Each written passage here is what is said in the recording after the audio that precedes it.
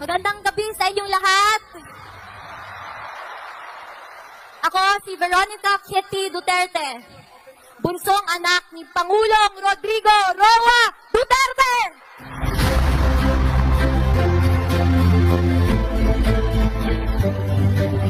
Unang-una, nagpapasalamat ako kay Tito Rodante Marcoleta sa pag-imbita sa akin at sa mama ko ngayong gabi. Pasensya na po at medyo natagalan kami dahil may klase po ako buong araw kanina. Ang mama kanilat ko rin po pala ay taga rito sa Bulacan. Ako ay isang 21-year-old college student lamang at ayaw ko sanang makisali sa politika. Pero nang dahil sa pag-kidnap at pag-abuso nila sa tatay ko, nandito ako ngayon para ipaglaban hindi lamang ang pamilya ko, kundi ang bansang Pilipinas.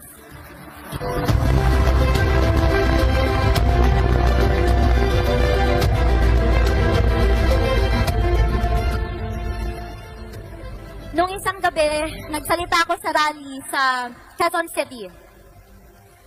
At sa pagtitipon na yon, naramdaman ko ang walang sawang pagmamahal at pagsuporta kay PRRD, sa amin na pamilya niya, at sa Duterte.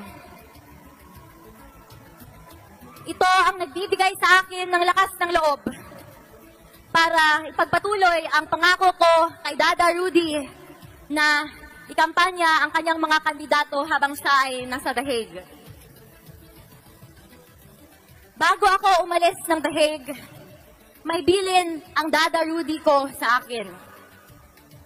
Sabi niya, no guts, no glory.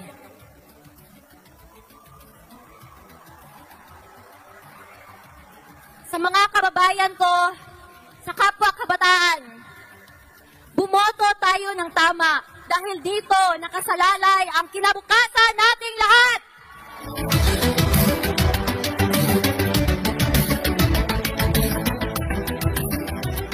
Kailangan natin ng abogado na may prinsipyo, paninindigan at integridad sa ating legislative branch sa gobyerno natin. Tito Rodante Marcoleta, my senator. Number 38 sa balota. Huwag rin nating kalimutan ang PDP laban senatorial slate o mas kinikilalang Duterte.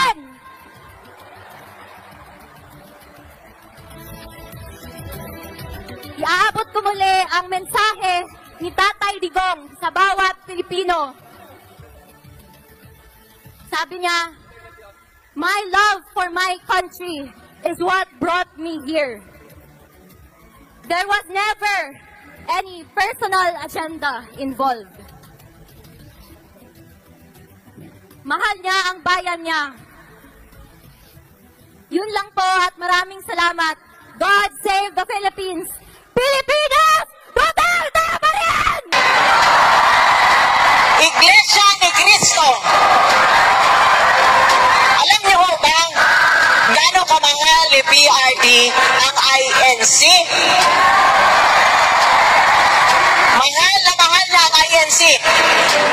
Kaya pag gusto niya ng tao na mapagkakatiwalaan, nagpapahanap siya ng INC. Totoo yan, ma'am. Sir, totoo talaga yan. In fact, nung kinidnap siya, ang kasama namin na masahista namin na nakatira sa aming bahay ay miyembro ng INC. Sinama namin sa Hong Kong, nandun lang siya sa tabi, ma'am. Ngayon, pagka sa Davao, pag nakatapa ako, nakikita, nagpapamasahe, siya ang nakaka-witness ng hagulgul ko sa gabi. So, ganoon kamahal ni dating Pangulong Duterte ang INC. At sa simula pa lang, ma'am, sir, ng kanyang political career, alam yan ng inyong pinakapinuno pinuno dito kung gano'n niyang sinuportahan si former mayor noon. Kaya, nung naimbitahan kami nila, Congressman, na magiging Senator Rodante Marcoleta na, malaking pasasalamat po ang pagkakataon na inyong binigay sa amin. Maraming salamat sa pagmamahal na inyong binibigay sa amin, lalong-lalo na po kay Pangulong Duterte.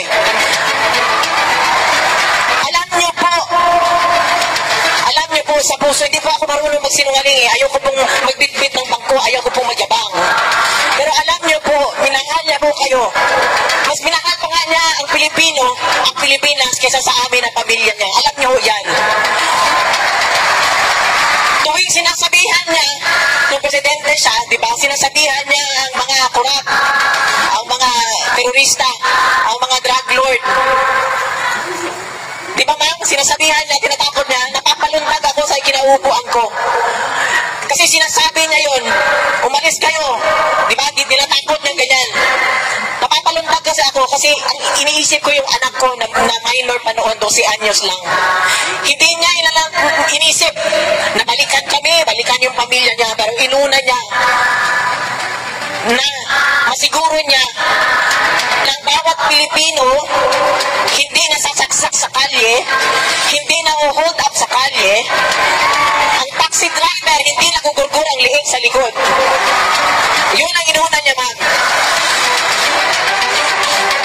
Sinigurado niya ang bawat pamilya na ang magulang, walang anak na adik, at ang magulang ng bawat pamilya ay nakakatulong. Alam ko yan kasi kapitbahay namin doon sa Davao City. Dati siyang teacher ni Congressman Pulong. Humingi siya ng tulong. Sabi niya, Rod, tulungan mo kami, hindi kami makatulong sa gabi, yung anak nila adik. Silang dalawang mag-asawa, nag-aaway pag pinagalitan yung anak. So kaya yan, ganun ho ang pagmamahal na ginawa ni Rodrigo Duterte sa inyo. Sinigurado niya na yung pera ng bansa napunta doon sa ospital, sa PGH. Sinigurado niya yung Malasakit Center dahil alam niya, nung mayor pa siya, ang bawat Pilipino pag nagkasakit, ang isa sa miyembro ng pamilya, nauubos ang pera. Kaya alam niya po ang dinaranas ng bawat Pilipino na nagkakasakit o nauospital. Di ba ma'am, kaya nilagay niya yung Malasakit Center. Kaya kanina lang ma'am, may schedule kasi kami papunta dito ng tawag ng papa ng tatay ng anak ko. Nakita ko kung gaano nag-mature si Veronica overnight. Alam niyo ma'am, sir, baby pa yan eh. Ang security blanket niya yung tatay niya. Pero kinidnap nila. Nag-aaral siya dito sa Manila, tinatawagan niya ako, ma, wala namang trabaho si Dada. Papuntahin mo na siya dito sa Manila para magbantay sa kanya. Gusto niya yun na nandun sa kanya. Yung tatay naman, ayaw naman niya pumunta ng Manila, ayaw na niya sumakay ng eroplano, ma'am, maniwala kayo. Ayaw niya nang magbiyahe. Simple na buhay na lang yan gusto niya. 80 anyos. Kaya minsan ako, hindi ko maiwasan na ako ang umiiyak parati kasi sa bahay ako umiikot eh. Naano ko na yung kwarto, alam ko, wala siya doon. Napilitan ng anak ko na mag-mature overnight. So pagka gusto ng anak ko tumabi sa papa niya, ang tatay niya, sa akin naman ang lapit. Sabihan mo yung anak mo na doon matulog sa kwarto niya. Kasi ano sila eh, magkaiba sila ng style. Pag si Kitty pumunta sa kwarto ng papa niya, yung kulabo ng papa niya, tinatanggal niya. Tapos yung aircon ng papa niya, nag-28 ang thermostat, ginagawa ng 16. So kaya, ang papa niya, pag nanonood ng TV sa kwarto niya, pagpasok ng anak niya, sabihan siya, Dada, matulog na tayo. Wala siya, patayin na lang yung TV, nandun na lang siya sa sala nanonood ng TV. So kaya, doble ang sakit ng aking dibdib. Kasi sa tatay at sa anak. Nung isang araw po, ma'am, na tumawag ang tatay niya, nauna tumawag sa akin, si former President Duterte, sabi niya sa akin, sabi niya, kwento kami ng kwento, ganyan. Sabi ko, wag mo kalimutan ha, tawagan mo si Veronica pagkatapos ng tawag natin. Sabi niya, huwag na lang kasi emotional ako pag si Veronica ang kausap ko, pag si Kitty ang kausap ko. So, sabi ko, hindi, ano lang yung pag-usapan nyo, yung ano, ikwento niya, yung about kay Mira, yung party nila, yung birthday party nila. Yun lang yun. Sabihin mo na lang, ipaintindi mo na lang na ganun, na hindi ko kaya pag siya ang kausap ko, emotional ako. Ilang beses ko iniiba ko na naman ng ano, topic, tapos balik ulit ako sa ganun, tawagan mo.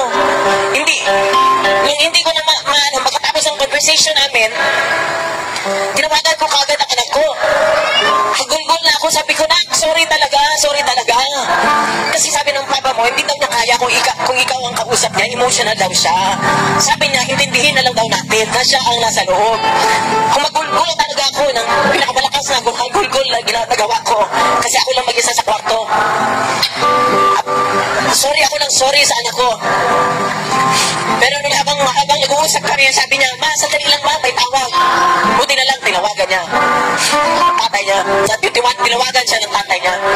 Kasi nag-usap sila. Kanina din schedule namin na na wala sa sasakyan kami. Tumawag una kay Kitty, sunod sa akin. Nag-usap sila. Silabihan siya, mag-aaral ka. Kinwento ni Kitty yung kanyang, yung nandun siya sa rally, ginagawa daw niya para sa kanya. Alam din niya kung gaano katino ang mga INC members. Alam ni former President yan. Kaya nakita niyo yan kay Senator Dante Marcoleta. Yan ang mga tao. Nakita niyo naman ang ginawa sa kanya. Magsalita ka lang sa Kongreso. Anong gagawin sa'yo? Vlogger ka, magsalita ka. Anong gagawin sa'yo? Diba? Ito ang ginawa sa wala na tayong human rights. Wala ka ng karapatan magsalita. Kayo mga kabataan, kaedad ng Veronica ni Kitty, huwag niyong hayaan maging ganyan ang buhay ninyo. Sana ilukluk natin sa posisyon yung mga taong may paninindigan, yung mga taong kayang huminti sa pera. Kasi pag yung tao na umuoo, mas mahal ang pera, hindi nila tayo kayang ipaglaban. Yan talaga ang masasabi ko na katangian ni former President Duterte. Sunugin niyo man ako dito. Masasabi ko sa inyo na hindi siya kayang bayaran para mapaboran ang isang tao o maging mag-take advantage ang gobyerno. Nakita ko yan nung nagtatrabaho siya. Madaling araw na ganito ka yung mga folders na pipirmahan ang pasahin niya. Pag kailangan na ibito, may kontratang dihado ang gobyerno, binibito niya yan. Pag may gusto parang ipalusot, dati yan, pinalusot yan eh. Nagpupun kasi ang Kongreso nung panahon niya eh. Pero nakita niyo naman sa build. Sabi ko nga sa kanya, nung binisita ko siya doon, kaya sabi niya kanina sa anak niya, this is the price I have to pay for loving the country and the Filipinos. Kailangan niya makulong. Mahirap po magluklok ng tao na kilala ka lang tuwing eleksyon. Sana Pilipino at mga kabataan, isa-isip ninyo, isa puso. Yung mga taong lumalabas na lang, nakikita na lang ninyo tumatakbo tuwing eleksyon. Yung binabati ka lang. Mas gusto ko kausapin kayo, mas gusto ko kausapin yung mga nasa kasto, mga sidewalk vendors, kaysa doon sa mga taong plastic Tupperware.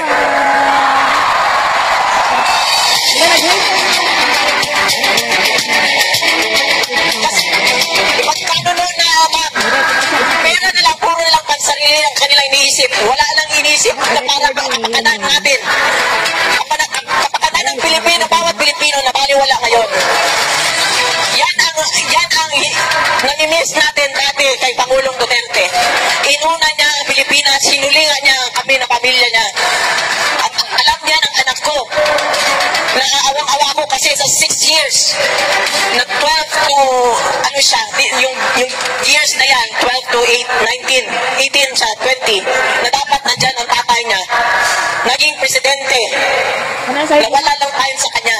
Ngayon, nasa kanya na dapat, yun na lang sanang hiling ko eh, ibalik nyo na lang, miski awa na lang, para sa 80 anyos, ibalik nyo lang siya, miski na dito sa Pilipino, kasi meron kayo lahat, miski sa anak ko na lang.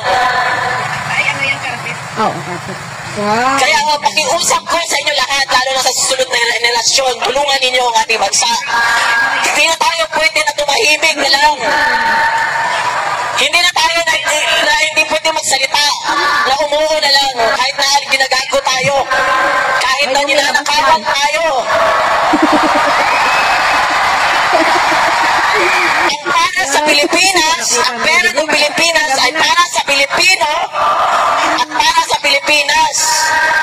Hindi dapat yun ang pupunta sa kanilang bulsa. Bukas na.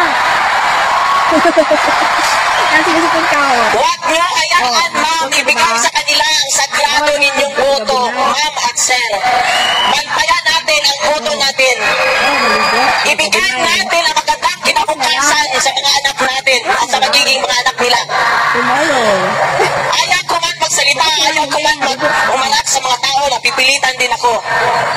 Kasi ma'am, kinulong na nila, kinidnap na nila, pero hinakaras kami nila sa Davao. Bago ako lumipad dito, hindi kami pinapatulog ng lawyer sa bahay namin. Alam niyo ba yan? Haras kami. Haras kami sa Davao. Tawagan ko mamaya. Mayat-maya, may pinapalabas sila kung anong Mamaya. impormasyon na papasukin nila ang bahay namin. Kaya hanggang ngayon, gusto ko magpasalamat sa lahat ng mga tao na nagbabantay sa bahay namin hanggang ngayon. Gusto ko magpasalamat sa lahat ng Pilipino, ma'am at sir, na dumadalaw sa aking araw-araw, mas. Hindi lang bumalik ng isang beses, dalawang beses, tatlong beses. Nagbiyahe ng 27 hours. Maraming salamat sa inyo. Kasi, Alam ko, naramdam ko ang pagmamahal ninyo. Kasi hindi nyo gagawin yan kung hindi nyo mahal ang dating presidente. HIJK Elementary. Alam? Ma'am, sir, ngayong eleksyon, alam ko hindi ko na kailangan ikampanya si Congressman Dante Marcoleta dahil alam ko nasa puso ninyo siya. Pero ma'am, sir, ito talaga binilin sa akin ni former president nung kami nabisita ko siya. Huwag nyo daw kalimutan ang Duterte na kandidato niya. Sabihin ko sa inyo yan, ma'am, yung lahat ng mga nandyan, kasama namin noong before 2016, nung nawala sa pwesto si former president, hindi kami iniwan. Yan yung totoong tao. Ganun yung hanapin nyo, ma'am. Huwag yung maganda lang ang pansin sa inyo at pakisanan sa inyo tuwing eleksyon. Huwag yung tuwing titingnan kayo. Pagka hindi eleksyon, tungkod lang kayo. Ito sila, lahat ng yan, sila Hinlo, sila sino ba yung singer? Dati yan, ano yan ma'am, dati pa, 2016, kasama na namin yan sila. Hindi kami iniwan. Basta yung Duterte, hindi ko memorize. Pati si Congressman Dante Marcoleta. Hindi ko sila memorize. Wala akong listahan, may binabasa ko lang yan. So, gusto ko magpasalamat, miski sa panaginip ko ma'am, gusto ko pwede lang magpasalamat at magpasalamat sa lahat ng inyong suporta.